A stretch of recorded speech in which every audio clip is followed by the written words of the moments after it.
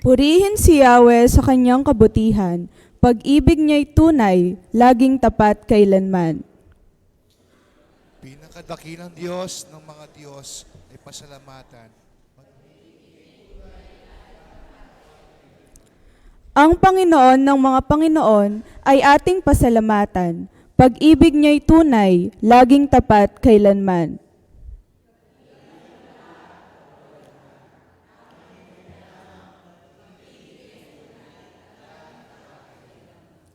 Itong kalangitan, kanyang ginawa ng buong kahusayan. Nilikha ang lupa at pati ang tubig nitong kalaliman. Pag-ibig niya'y tunay, laging tapat kailanman.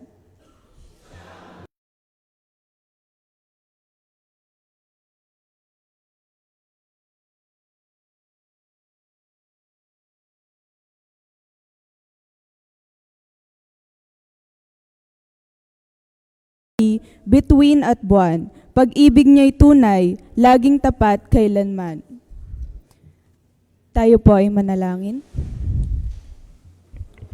Diyos ng kabutihan, sa oras na ito, kami ay tumatawag upang kami ay pangunahan sa pagsambang aming gagawin.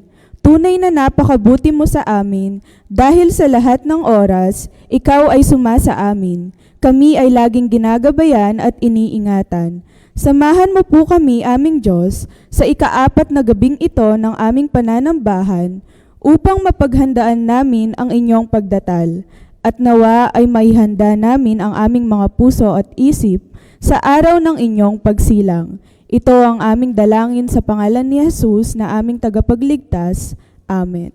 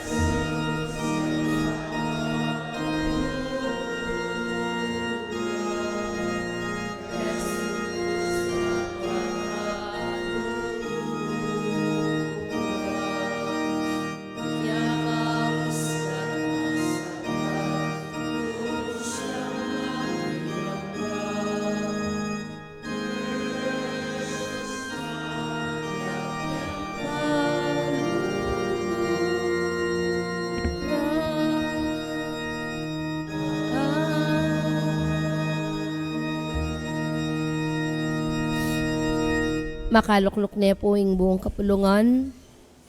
Sa araw at gabi, ako'y pinarurusahan, wala nang natirang lakas sa katawan, parang hamog na natuyo sa init at tag-araw. Kaya't ang kasalanan ko'y aking inaamin, mga pagkakamali ko'y hindi inililihim. Dumulog tayo sa panalangin ng pagsisisi, taglay ang katapatan at kababaang loob. Gawin natin ang isang tahimik na pangungumpisal.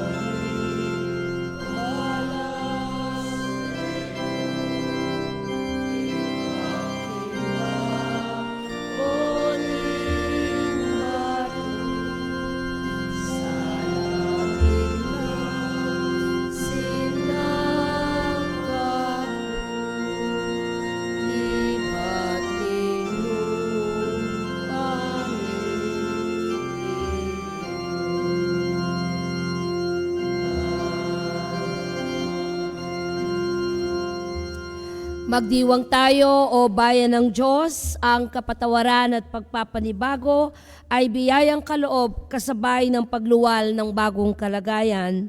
Magdiwang tayo at purihin ng Diyos sa pamamagitan ng matuwid na pamumuhay at sa muling pagluluwal ng malasakit at pag-ibig sa ating mga pamayanan. Sa diwang ito, magbatian tayo ng kapayapaan. Peace be with you all, kapatid kang Kristo, karing manambahan online at karing katayid members at maya payapa po kay katamo.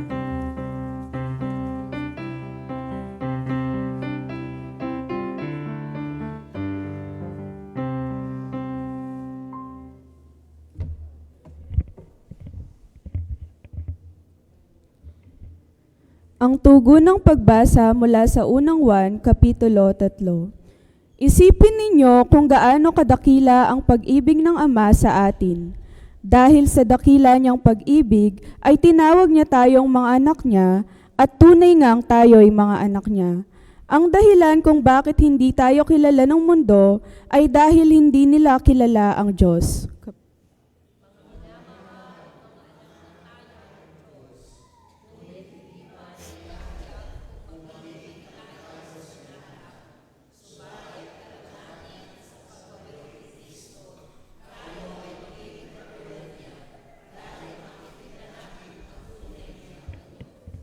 Kaya ang sino mang may ganitong pag-asa kay Kristo ay nagsisikap linisin ang kanyang buhay upang maging katulad ito ng buhay ni Kristo na malinis.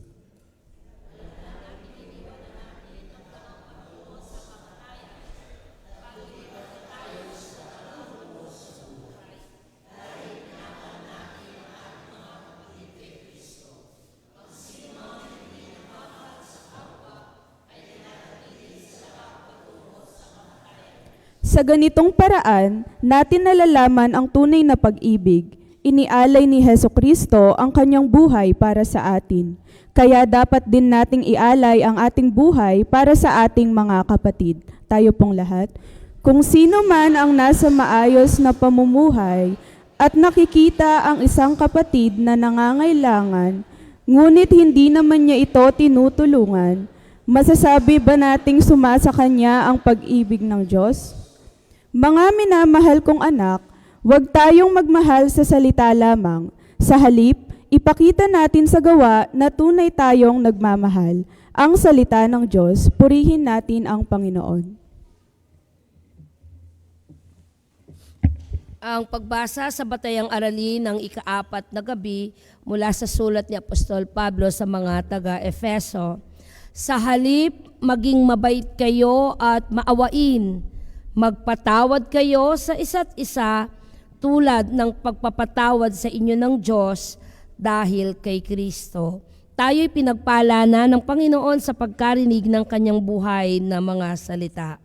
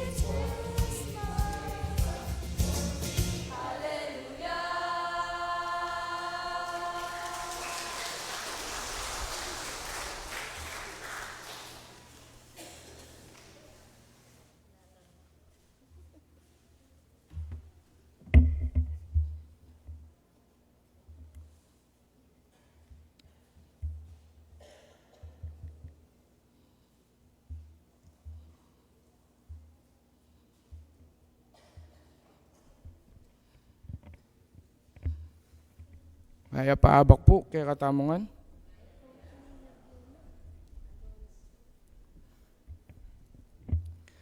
Yan nga abak po, ako po'y magtatagalog sapagkat ito lang po ang aking namana sa aking ninong, si BO Teacher, Ninong Oswald, Disyembre. Paumanhin po kung ang aking sermon ay napahaba sapagkat ako po'y apo ni Reverend Samuel Manansala. Magandang umaga po sa inyo muli. Ang aking sermon ay pinamagatan kong Pasko ng Kabutihan, Pang-ibig ng Pagpapatawad. Ayon sa Efeso 4:32, magmagandang loob kayo sa isa't isa, maging mahabagin, at magpatawad kayo sa isa't isa. Gaya ng pagpapatawad sa inyo ng Diyos dahil kay Kristo. Mga minamahal kong kapatid, tuwing Pasko, madalas nating nakikita ang magagandang dekorasyon, makukutitap na ilaw, magagarang parol, regalo sa ilalim ng Christmas tree at masasarap na pagkain. Pero kung totoo tayo sa ating sarili, may mga bagay na hindi natin nadedekorasyonan.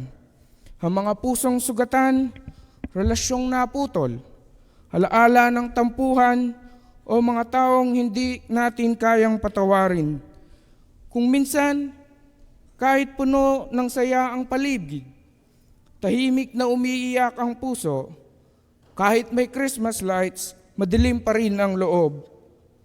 At doon tayo tinamaan sa salita ng Diyos sa Efeso 4:32. Lalo na ngayong Pasko, isang panawagan sa kabutihan, abag at kapatawaran. Sapagkat ang tunay na diwa ng Pasko ay hindi lang pagdiriwang, kundi pagpapakumbaba at kabutihan na ipinakita ni Kristo nung siya'y bumaba mula sa langit upang tayo'y abutin. Ang Pasko ay hindi lang kasayahan, ito ay kabutihan ng Diyos. Bago pa nagkaroon ng parol at caroling, may isang gabi sa Bethlehem kung saan ipinanganak ang ating tagapagligtas. Isipin ninyo, ang hari ng mga hari isinilang sa isang sabsaban, ang lumikha ng langit at lupa pinahintulog na matulog sa damuhan. Ang banal na Diyos nagkatawang tao upang iligtas ang mga makasalanan. Ito ang kabutihan ng Diyos. Binigay niya ang kanyang anak para sa atin.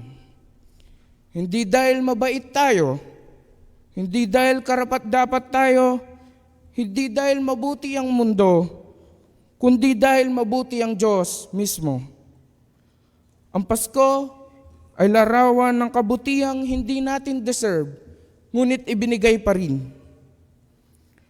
Ang pusong tumatanggap ng kabutihan ng Diyos ay natutong maging mabuti sa iba. Sabi ng Efeso 4:32, magmagandang loob kayo sa isa't isa.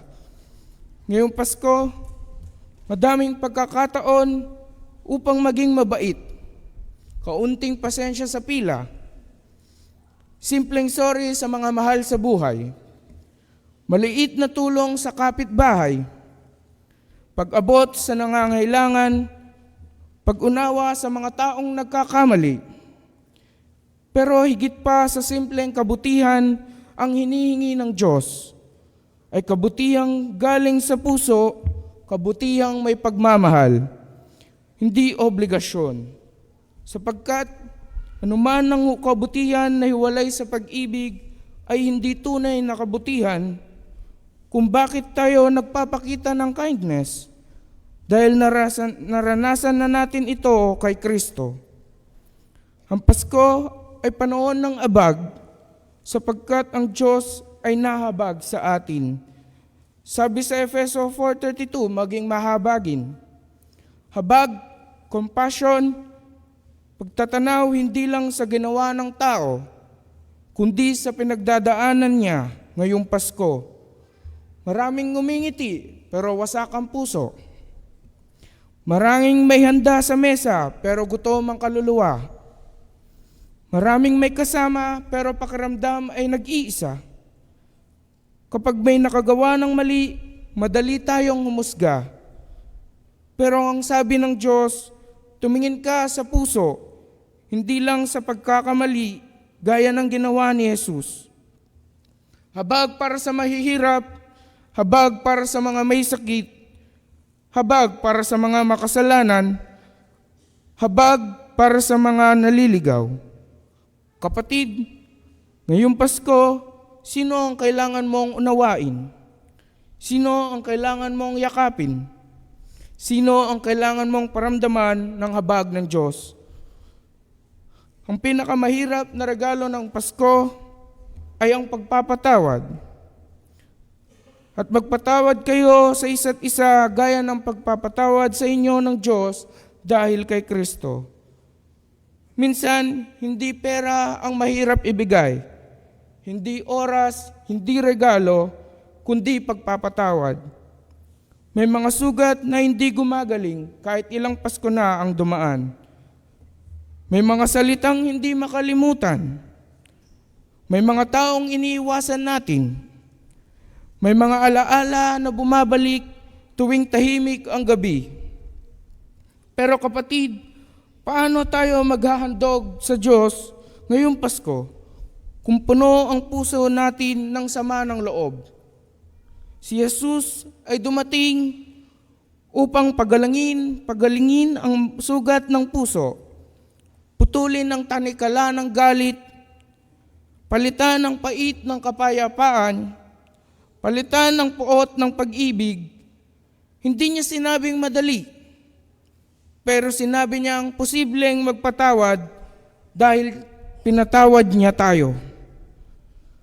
Ang pinakamagandang regalo na mabibigay mo sa Pasko ay kabutihang mula sa puso.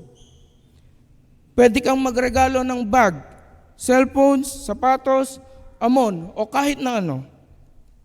Pero ang regalong hindi naluluma ay ito. Una, ang kabutihang itinanim mo sa tao, ang habag na ibinahagi mo, ang kapatawarang ipinagkaloob mo, at ang pag-ibig na ipinakita mo, ito ang regalong inaalala ng mga tao. Hindi kung magkano ang binigay mo, kundi gaano kadilisay ang binigyan mong ng kabutihan, at higit sa lahat,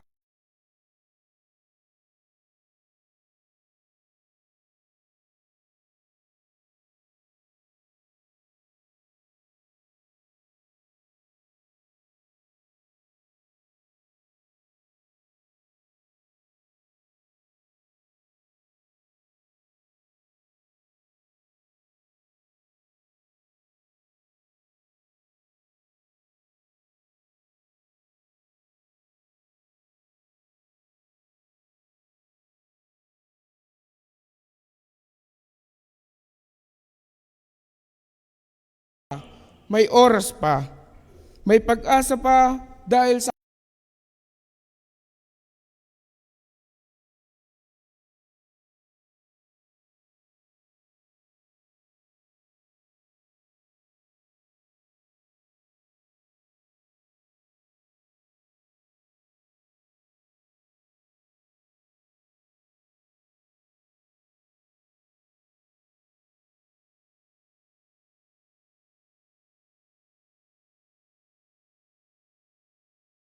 ay nabuhay sa mundo para sa atin.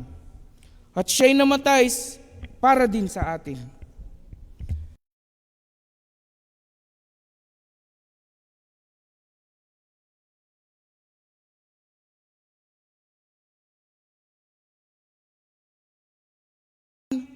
Ang kahulugan ng Pasko ay hindi tungkol sa regalo o aginaldo. Kung nanyaman po Ninong Oswald, yang anak ko, kalame mo po, masaya na ako eh.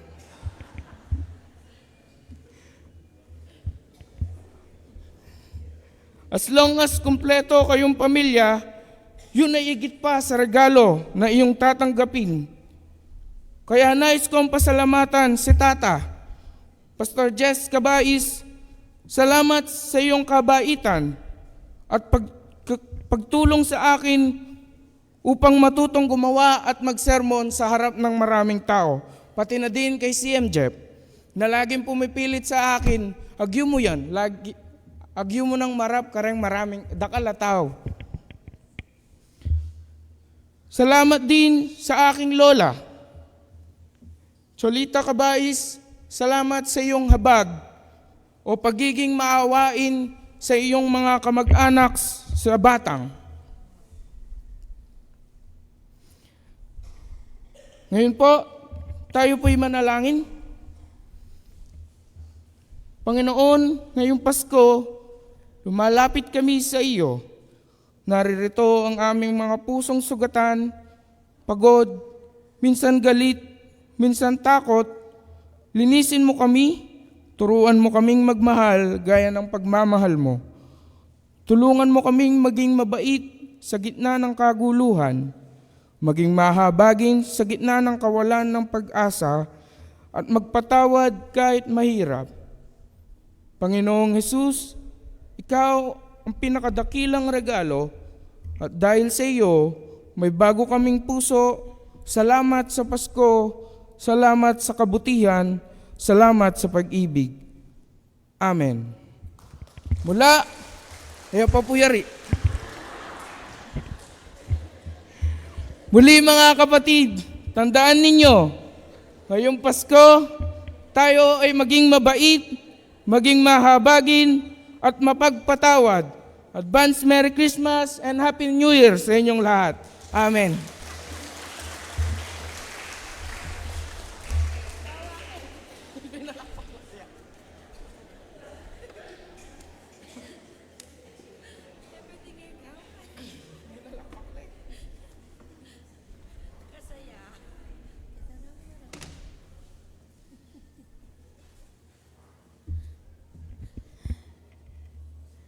Dakala salamat king masaya at makabuluang mensahe, Brother Alonso Joaquin C. Salenga, for sharing the message of kindness during the fourth Simbang Abak with the theme, mga katangiang iluluwal ng bagong kalagayan sa bagong kalagayan may kabaitan. But the fruit of the Spirit is love, joy, peace, forbearance, kindness, goodness, faithfulness, gentleness, and self-control. Against such thing there is no law. Signed by Reverend Shirley Eduarte, Administrative Pastor, and Brother Erwin P. Langit, Council Chairperson. Dakala salamat.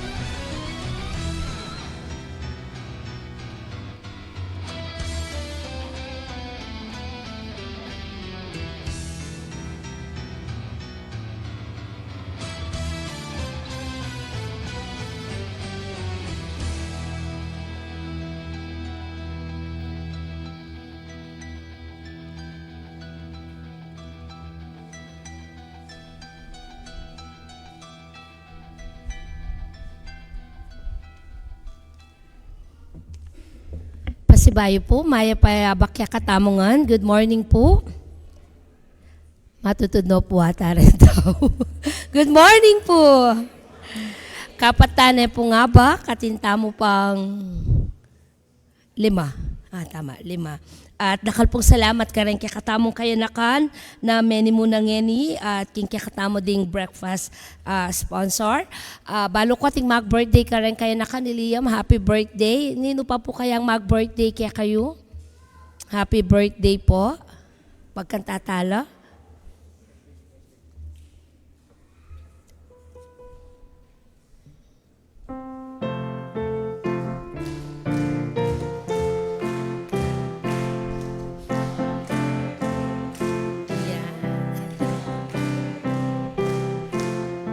Happy birthday.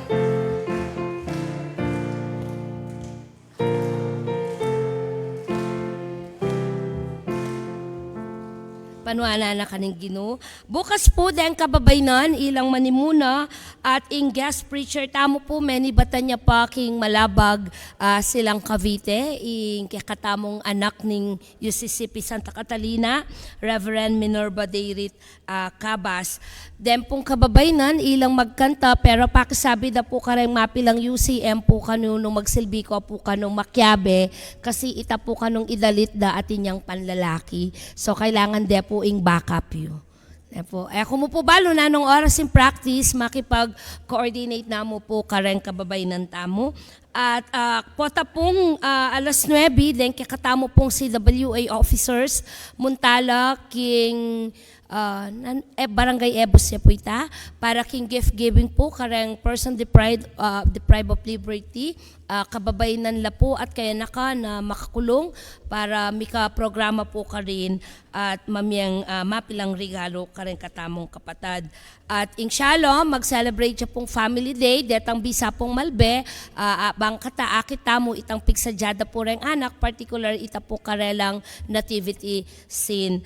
At pasibayo po, ing karela pong shoebox, ma-offer ya po ta, pero mi pamiyala rin ni by Sunday, December 21, at may kapag-identify pong 3 lokal, kaya baya po ing kakatamong outreach at dadalawan every second Sunday of the month, karin king Barangay San Francisco.